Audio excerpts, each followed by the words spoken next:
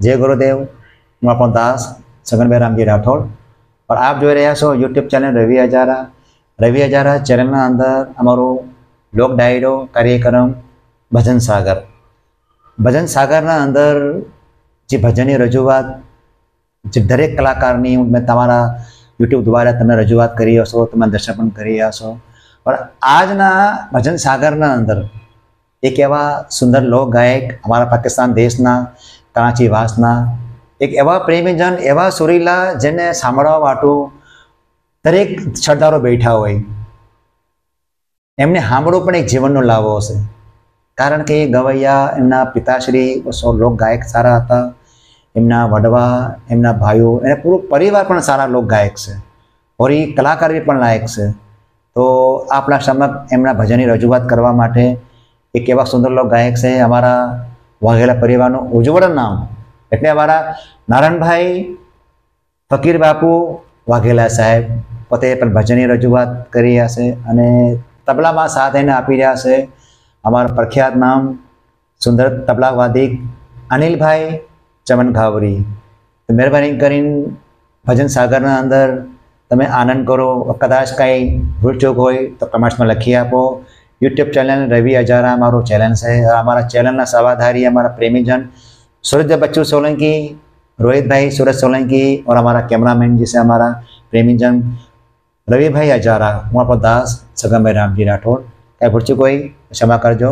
जय गुरुदेव, सतगुरुदेव जी।